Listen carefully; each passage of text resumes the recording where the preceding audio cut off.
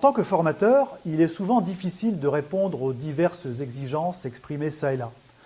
Individuels ou collectifs, ces obstacles rendent la formation classique, c'est-à-dire réunissant un certain nombre d'acteurs, présentant les mêmes besoins en un lieu donné à une date fixe, difficile, voire impossible. Parmi les exigences individuelles, citons les difficultés de déplacement, pour des raisons d'infrastructure, de moyens de locomotion, ou encore à cause de charges de famille ou d'immobilisation forcée. Les disponibilités personnelles.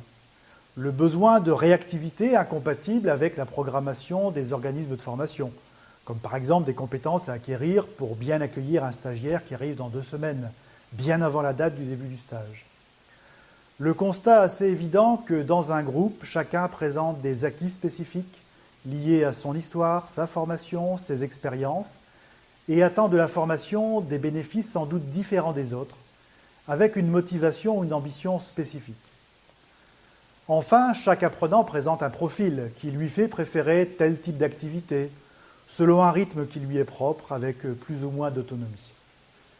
Parmi les exigences collectives, on peut retenir le projet de l'entreprise, de l'établissement, de la société, la difficulté de quitter un poste de travail parce que l'effectif en personnel est contraint, le besoin de production trop accaparant, le financement et les durées de formation de plus en plus contraints, le nécessaire équilibre financier de la prestation de formation, exigeant un nombre d'individus intéressés par le même sujet, l'hétérogénéité des niveaux et des besoins de chaque participant.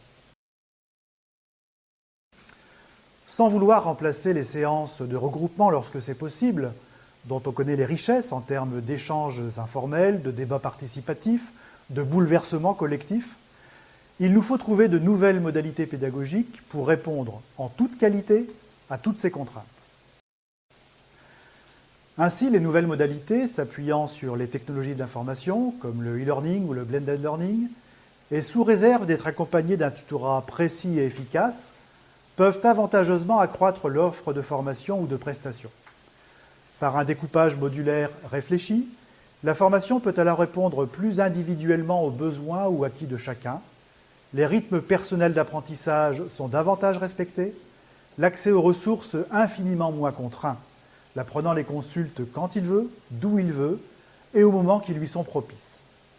Enfin, il peut mobiliser, en cas de besoin, un tuteur qui l'aidera sur le sujet, sur son organisation pédagogique ou en cas de problème technique. Ce même tuteur suit son parcours et pourra apprécier les efforts ou les difficultés, attester les progrès et l'insister lorsque la motivation ou l'implication faiblissent. Pour relever les défis de la distance et de la solitude, les activités pédagogiques doivent être repensées, la stratégie pédagogique réinventée, afin de tirer profit de ce que la technologie peut apporter et gommer ses défauts. Ce travail, conséquent, réinvente l'ingénierie pédagogique et nécessite un effort en amont important. Les activités pédagogiques doivent mêler diverses approches afin de maximiser les chances de proposer des activités susceptibles de séduire l'apprenant, de le rendre actif et de l'impliquer dans des choix, des options que le tuteur pourra analyser et, le cas échéant, corriger. Ce travail, nous le qualifions de e-transformation. Il doit associer des pédagogues, mais aussi des sociologues et des psychologues, autour, bien entendu, des experts de la discipline enseignée. Mais surtout, il part du principe que dupliquer numériquement un scénario pédagogique pensé pour le présentiel, c'est comme vouloir battre un tapis plein de poussière avec un balai d'aspirateur non branché. Certes, on utilise de la technologie, mais la reproduction de la démarche n'apporte rien, au contraire. En conclusion, les contraintes personnelles ou collectives, mais aussi les enjeux de la formation professionnelle continue, trouvent sans doute une réponse possible dans des nouvelles modalités pédagogiques, sous réserve d'un profond travail d'adaptation et d'un tutorat réactif et proactif. Ces conditions, exprimées par les conditions d'éligibilité, donnent au e-learning des qualités de réactivité, d'individualisation et de souplesse qu'il est particulièrement pertinent d'exploiter. La technologie n'apporte aucune garantie sur la pédagogie et l'innovation n'est pas liée à l'usage du dernier outil à la mode. mais il semble bien exister un mariage vertueux entre la pédagogie et la technologie, sous réserve que cette dernière appuie une stratégie spécifique et des développements au service de la qualité de l'apprentissage.